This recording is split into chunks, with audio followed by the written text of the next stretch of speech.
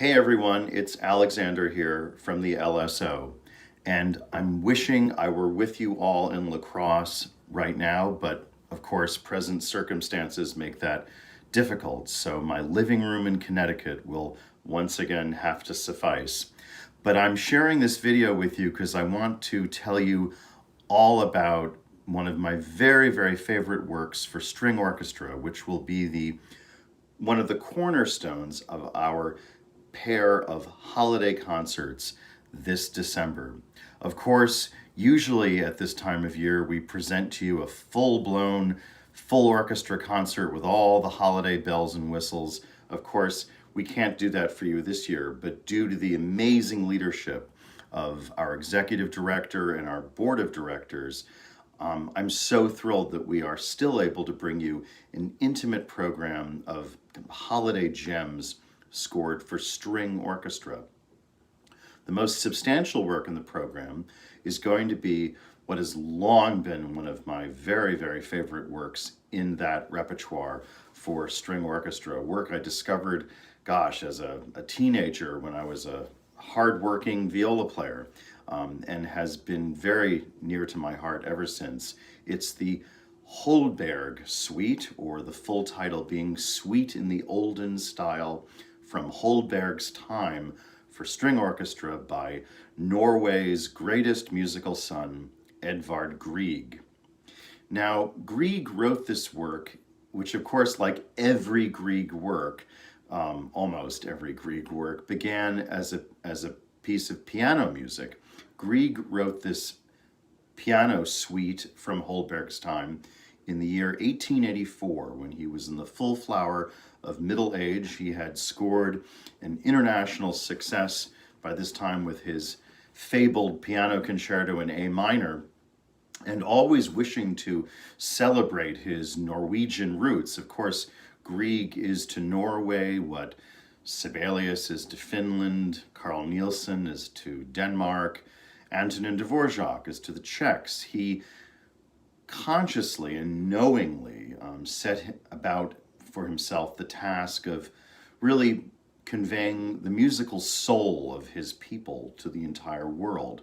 And it was in 1884 that Norway marked the bicentennial of the birth of an extraordinary gentleman named Ludwig Holberg, Holberg, Ludwig Holberg, who is to this day commonly referred to as the Molière of the North.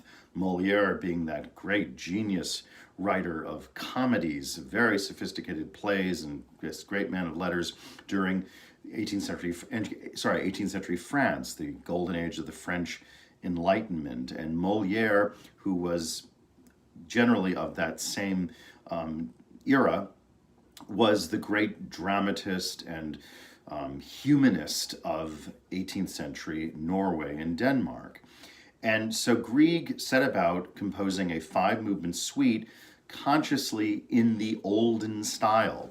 Now, this was actually a rather radical thing to do in the early 1880s, because you need to remember that at this point we were fully in the throes of late Romanticism, all those vast, sprawling Wagnerian music dramas and the symphonies of Brahms and Tchaikovsky and Dvorak, this full-blown, hard-on-sleeve, very large-scale, late Romantic orchestral style and operatic style.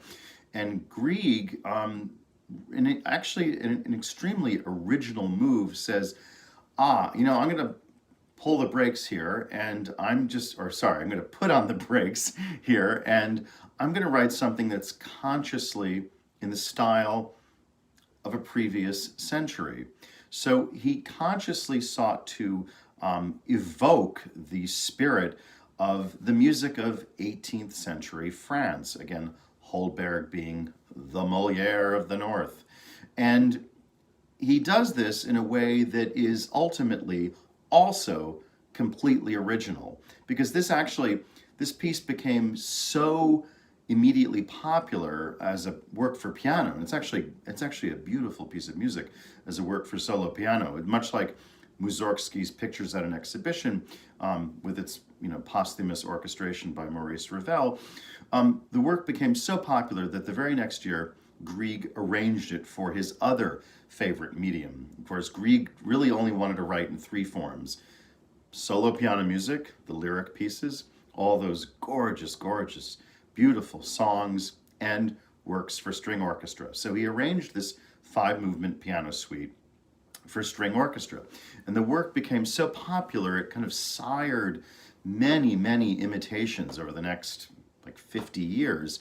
And there's a reason why most of those works have been deservedly forgotten, because they end up being these very slavish, kind of insipid kind of imitations of 18th century or 17th century music.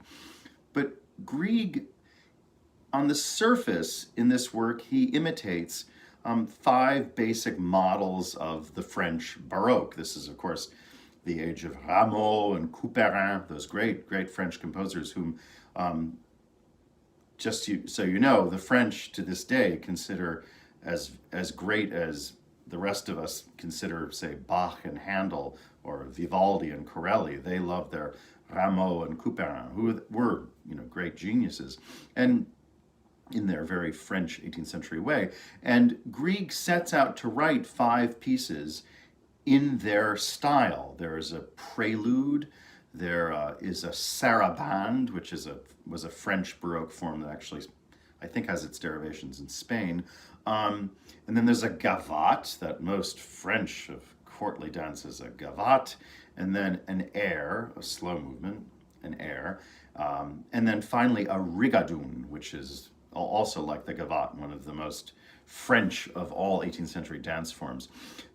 But while he does that, this music sounds like nobody else. It sounds absolutely like Edvard Grieg. And well, not I, but a lot of people tend to dismiss Grieg as a kind of a minor master, because he only liked to write in the small forms, and he wrote 1 symphony, which he put in a drawer and hoped that he had assumed that it was actually had been thrown out, but it was put back together after his death, and which I don't think he's very happy about that. He wrote 1 piano concerto, which was wildly successful, but it was something he never repeated. He wrote 1 string quartet, tried to write a second, couldn't finish it.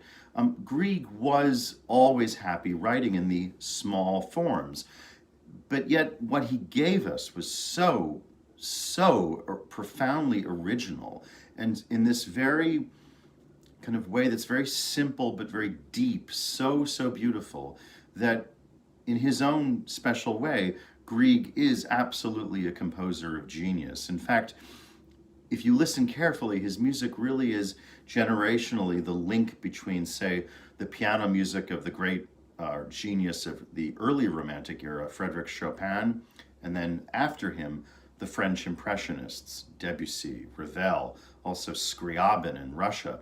They owe, and they admitted it when they were alive, they owed so much to the intimate, ornate but intimate, and ultimately very simply beautiful style, lyrical style of Edvard Grieg. So you have, again, these 5 movements: fast, slow, very slow, and fast.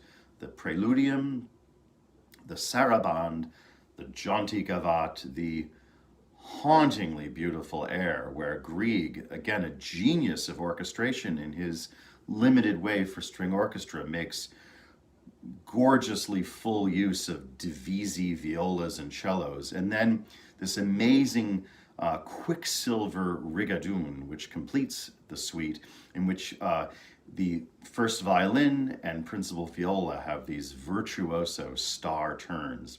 So if this work is a discovery for you, I envy you, because there is nothing quite like hearing the Grieg Holberg suite for the first time.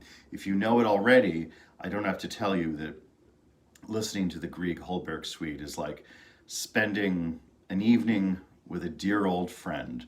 This is a work, again, and this makes Grieg one of the great geniuses who can stand up there with the greatest of the great composers. This is a work like Like certain works of Mozart, it never gets stale, and it is absolutely the joyous antidote we need to these rather glum holiday times in which we find ourselves. So I hope this brings a little needed light and joyousness into your lives, and that we'll see you when we perform it for you live on stage at the LSO. This is Edvard Grieg's Holberg Suite.